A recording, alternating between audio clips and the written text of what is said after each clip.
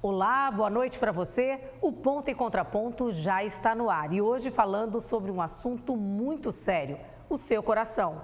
Segundo a Sociedade Brasileira de Cardiologia, doenças do coração e de circulação matam cerca de 400 mil pessoas por ano no Brasil. É uma morte a cada 90 segundos. Acompanhamento médico e tratamento adequado trazem qualidade de vida e podem ajudar na redução desses números tão preocupantes. Quem vai ajudar a gente a entender um pouco mais a respeito desse tema é o médico cardiologista Maurício Macias, do Apvida. Doutor Maurício, seja muito bem-vindo ao nosso programa. Muito obrigado, Estela. Prazer a todos. Doutor, esse número de mortes é muito alto, né? 400 mil por ano. Tem muita gente que tem doenças do coração, mas nem sabe disso? Exatamente, Estela. Esse número ainda pode estar subnotificado, porque a maioria das mortes, algumas mortes, falando assim de maneira geral, não sabe nem a causa em si e pode ser relacionada à causa cardíaca. E muitas pessoas ainda não sabem que tem problemas cardiológicos, ou seja, problemas do coração. Porque só vão buscar o problema, só vão saber disso quando já sofrem alguma coisa, quando você tem aquela dor no peito, quando você já tem o problema instalado em si. A prevenção é fundamental. Infelizmente, a grande maioria só vão procurar seu médico, seu cardiologista, após sofrer. Então é melhor você prevenir do que você ter que remediar o problema. É verdade que as mulheres são mais suscetíveis ao infarto? Estela, as mulheres elas são mais suscetíveis ao infarto após a menopausa. As mulheres têm um fator de proteção, um fator hormonal, que é muito importante. Então, até a menopausa, antes da menopausa, podemos falar assim, ela tem esse fator hormonal de proteção. Após a menopausa, as mulheres invertem, ou seja, primeiro os homens têm maior risco e as mulheres se tornam o maior grupo após a menopausa. Então, as mulheres, principalmente aquelas que estão entrando na menopausa, devem ter procurar ajuda, procurar sua avaliação, porque o risco dela está cada vez maior. Agora, a gente separou algumas das principais doenças do coração para tirar todas as dúvidas sobre esse tema contigo, né? E eu quero começar falando sobre o infarto, né? Que eu já startei aí falando sobre as mulheres, que deve ser uma das enfermidades mais conhecidas da população. É isso mesmo? Por que ele é tão perigoso? Estela, hoje o infarto é a doença cardiovascular que mais mata no mundo, ou seja, a doença no mundo que tem maior número de óbitos. Por que o infarto ocorre? Né? Vamos lá. O infarto é a falta de oxigenação das células do coração. Se não está chegando oxigênio no coração, é porque o caminho está sendo entupido. Então, o entupimento dessas artérias, todo pelo seu histórico de doenças anteriores, pelas suas comorbidades prévias, ocorre esse entupimento e vai faltar o fluxo de sangue daquela determinada região do coração. Consequentemente, falta de oxigênio e o coração vai deixar de bater, vai ter a dor no peito, vai ter um infarto, porque ele não vai receber oxigênio suficiente para poder funcionar. E muitas vezes ele é instantâneo. A maioria das vezes é um infarto instantâneo, porque a obstrução você pode até sentir. Imagina um cano, ele vai entupindo aos pouquinhos e você não vai sentindo nada. A água na torneira vai chegando. Vamos fazer uma analogia com a nossa cozinha. Perfeito. Se a água está chegando na cozinha, normal, os pratos vão ser limpos. A partir do momento que a água vai diminuindo, você percebe que a água diminuiu, uma hora a obstrução vai ser por completa. E essa obstrução por completa leva ao infarto agudo. Como a gente falou, o infarto na hora, instantâneo, né? Mas a maioria das vezes você tem aqueles pequenos sinais que são perceptíveis em algumas pessoas, de dor no peito, que nós chamamos de angina, aquele cansaço inicial, aquela fadiga, que isso sim são sinais iniciais do infarto. Seriam os principais sintomas do infarto? Exato, Estela. O sintoma inicial do infarto realmente é a dor no peito. Quando você está relatando, doutor, eu estou fazendo um exercício, estou cansando, estou tendo dor no peito, estou fazendo uma limpeza da minha casa, estou lavando a roupa, tenho que parar porque meu coração já dói, porque eu estou cansando com facilidade. Opa, liga o sinal de alerta, pulguinha atrás da orelha, que esses são os primeiros sinais que não está tudo bem com o seu coração. E, imediatamente procure seu cardiologista, procure ajuda médica para fazer sua avaliação e você procure evitar que o infarto ocorra. Ou seja, prevenção é o melhor resultado nesses casos. E existem fatores de risco que podem provocar o infarto? Estela, existem sim, tá? E são fundamentais. Existem aqueles fatores que nós falamos, fatores primários, que são os fatores não modificáveis, que é a idade do paciente, o sexo do paciente. E os fatores modificáveis, que é obesidade, alimentação, tabagismo, hipertensão, são os principais fatores. Ou seja, existe o fator genético e os fatores ambientais. Os fatores modificáveis, que é, como eu falei, obesidade, sua alimentação, exercício físico, que pode ajudar nisso. E os fatores, infelizmente, que a idade também ocorre para todos nós e leva, assim, também ao desgaste dos vasos sanguíneos. Às vezes a pessoa tem uma dor assim, ó, no meio do peito. Isso seria algum sinal ou não tem nada a ver? A dor é do lado do coração mesmo?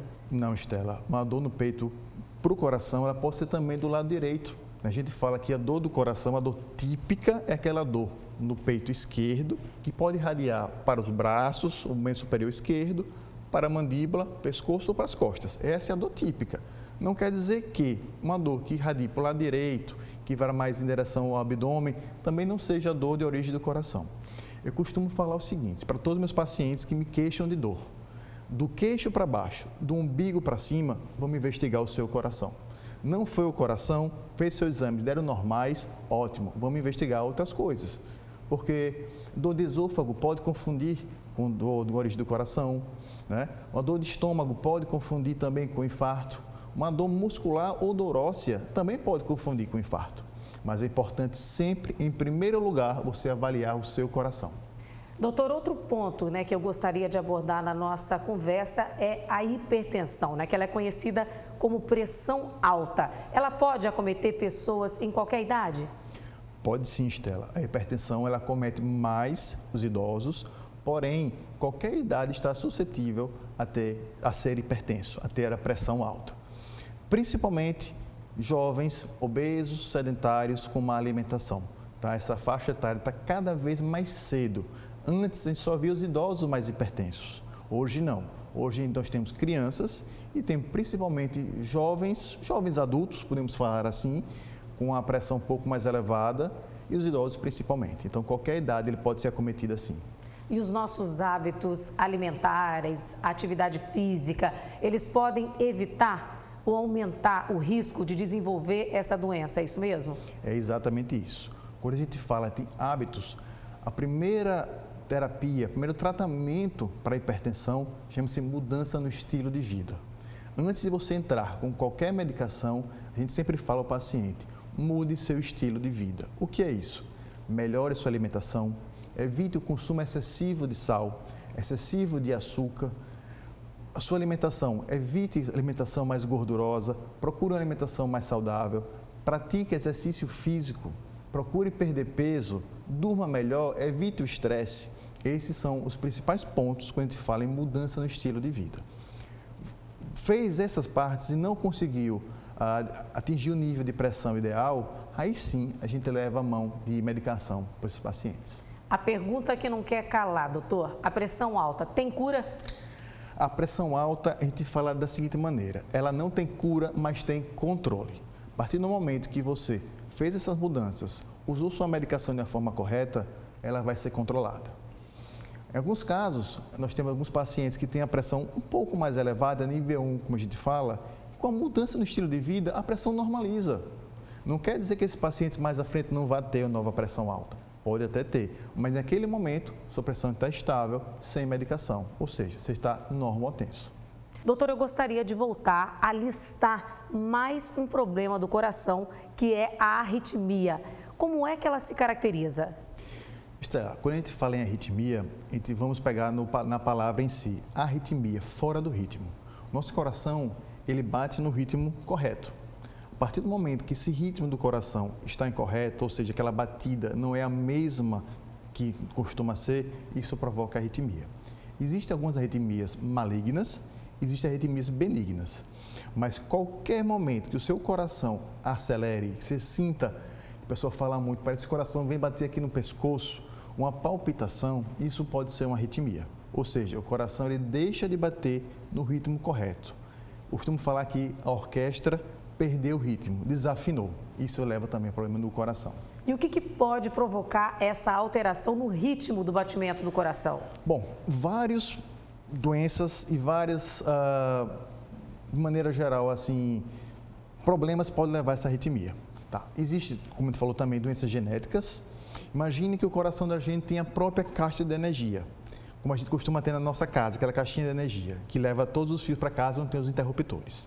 A partir do momento que essa caixa de energia entra em curto-circuito, vai começar a dar descargas e a luz vai piscar no quarto, na cozinha e outros lugares. Isso provoca no mesmo nosso coração.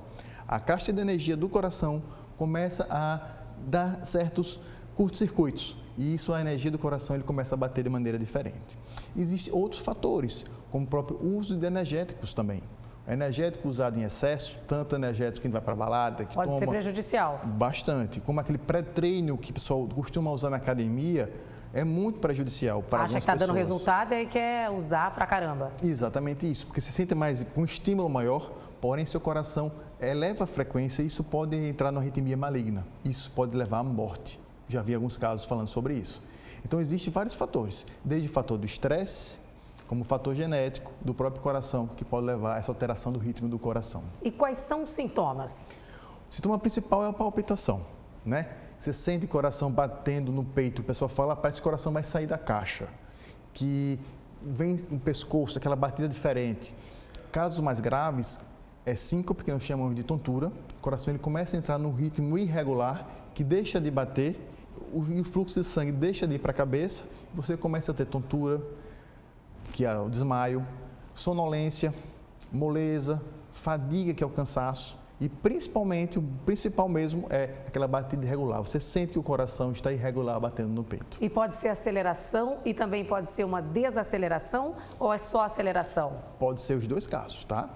Tanto a aceleração, que nós chamamos de taquicardia, como a baixa da aceleração do coração, levar também a males. Imagina assim, se o coração está muito acelerado, ele não vai conseguir encher de sangue para conseguir bombear o sangue. E se ele está muito baixo sua frequência cardíaca, ele também não vai conseguir suprir a necessidade do seu corpo. Então, tanto a taquicardia como a baixa da frequência cardíaca leva a problemas cardiológicos. E como é que a gente pode tratar a arritmia? Bom, fundamentalmente é você avaliar que tipo de arritmia você tem. Se é uma arritmia maligna ou uma arritmia benigna. Se for uma arritmia que é causada por um fator externo, inicialmente você tem que tirar esse fator externo. Seja ele o uso de alguma medicação, seja ele o uso de energético, de café, qualquer substância que pode provocar a sua arritmia. Se for por uma arritmia, por um problema de saúde próprio, aí sim você pode usar a mão de medicamentos ou até de procedimentos mais elevados, com procedimentos cirúrgicos em alguns casos, que a gente vai até o coração, identifica qual parte do coração está provocando essa arritmia, no popular, qual circuito está dando esse curto-circuito, que esse fiozinho desencapado, e vai lá e corrige esse fiozinho desencapado e a arritmia, o coração volta ao ritmo normal. Doutor, para a gente fechar, eu gostaria de falar também sobre a insuficiência cardíaca. O que é essa doença? A insuficiência cardíaca, também vamos levar para o nome da palavra, insuficiência. O coração ele está insuficiente para fazer sua função. O coração ele tem que ejetar o sangue para o corpo inteiro. Ele funciona como uma bomba, recebe o sangue, bate e o sangue vai para o corpo todo. A partir do momento que o coração, que essa bomba está fraca, que a força do coração diminuiu, ele não vai ter condições de ejetar esse sangue. Então, cada vez menos sangue ele vai conseguir ejetar, o famoso bater, para que supra a necessidade dos seus rins, necessidade do seu cérebro e necessidade de todo o seu organismo de maneira geral. Ou seja, é a força do coração fraca, insuficiência cardíaca. E existem fatores que podem provocá-la? Sim, são vários fatores. Existe desde a doença de Chagas, que é um fator que pode provocar insuficiência cardíaca, ao principal fator que é o infarto. Outro fator importante também é o consumo excessivo de álcool. O álcool tem uma doença chamada miocardiopatia alcoólica, ou seja, o álcool que provocou essa insuficiência do coração. O coração é um músculo. A partir desse músculo sofreu pelo abuso de álcool, ele não vai ter a força suficiente. Então, nós temos o infarto, que é provocado por hipertensão arterial, gordura demais no sangue, doença de Chagas e, de maneira geral, o consumo de álcool. Então, são as principais doenças que podem provocar insuficiência cardíaca. E muita gente, com certeza, não sabia, né? Com essa questão do álcool, excesso de álcool, então pode provocar, ou não precisa ser em excesso se a pessoa tiver propensão? Não, existe assim o excesso de álcool, realmente. Você tem que ter um consumo elevado, praticamente um consumo de álcool diário, tá? Principalmente que te fala o álcool destilado, né, que é o pior para o consumo do parte cardíaca, mas um consumo diário ou um consumo, não que seja diário, mas num volume exacerbado, pode provocar, sim, insuficiência cardíaca. O que a insuficiência cardíaca pode causar no corpo? Bom, as principais causas e sintomas da insuficiência cardíaca é a moleza, desmaio, a falta de energia para o seu dia a dia, tudo que requer que o sangue faça, que nutre seu organismo e o coração não tem força, vai causar no seu corpo. Então, ou seja, aquele cansaço, aquela dispneia que você tem. A maioria dos pacientes que têm insuficiência cardíaca grave, a partir do momento que você deita para dormir, você acorda cansado. Eles relatam que parece que está sendo afogado durante o sono, porque o coração ele não consegue bombear o sangue suficiente. E você deitou, o sangue termina acumulando no pulmão. E isso leva ao cansaço. Então, cansaço, sonolência, fadiga, falta de energia para fazer suas atividades diárias são as principais consequências da insuficiência cardíaca. Doutor, a gente falou sobre os fatores de risco dessas doenças que a gente abordou aqui, né? E a maioria acaba se relacionando, como você já falou, com maus hábitos alimentares e também com a falta de atividade física, né? Esses são os principais causadores dos problemas no coração, quando não é só o fator genético? Sem dúvida, são um dos principais fatores. A gente fala da obesidade, que é o consumo excessivo de comida e consumo errado de comida, a falta de atividade física, mas também não podemos deixar de falar do tabagismo e do consumo excessivo de álcool, né? Então, seja, se você junta obesidade, hipertensão, que devido a esse consumo excessivo de gordura, de excesso da sua alimentação, a falta de atividade física e o tabagismo, são os principais fatores que vão levar a qualquer doença do coração, seja ela hipertensão, seja ela um infarto, seja ela arritmia ou insuficiência cardíaca. E ao menor sinal de qualquer problema, é preciso procurar um médico o mais rápido possível, não é isso? Sempre, tá? Imagine assim, se você sentir alguma coisa do seu coração, não perca tempo. Vá ao seu cardiologista, vá atrás da sua avaliação, porque é sempre melhor prevenir do que remediar. Após você ter um infarto, o tratamento e sua recuperação é muito pior do que você descobrir antes disso. Então, ou seja, o cuidar anterior é bem melhor do que o cuidado pós o problema. E a gente tem percebido que as pessoas estão indo muito para as academias. Agora tem muita gente que com certeza não faz o exame cardíaco, que é essencial também para começar uma atividade física. Pura verdade, Estela. Quando a gente fala em atividade física, em iniciar uma atividade física, seja ela uma academia ou seja ela qualquer outro exercício, como um beach tennis, um crossfit, um tênis ou até o correr na praia realmente, requer uma avaliação cardiológica, porque você pode ter um problema cardiológico e não saber desse problema cardiológico. Por você estar ali sedentário, sem gastar sua energia, sem exigir do seu coração, esse problema pode estar ali tranquilo. A partir do momento que você vai exigir um pouco mais do seu organismo, do seu coração, para poder estar mais saudável, se você tiver um problema prévio, esse problema vai acarretar um problema mais grave que pode aparecer durante sua prática de exercício físico. Doutor Maurício, eu queria agradecer pela sua participação, né? Muito obrigada pela sua participação aqui no Ponto e Contraponto, trazendo essas explicações tão importantes para todos nós. Estela, eu que agradeço a você, agradeço a todos, estou sempre às ordens para poder ajudar. E a gente quer te ver aqui sempre, tá certo? Prazer. E a você que nos assiste, gratidão pela sua companhia. Para rever esse programa, é só acessar o nosso canal no YouTube, TV Ponta Verde SBT. Tenha um ótimo fim de semana e até a próxima. Tchau, tchau.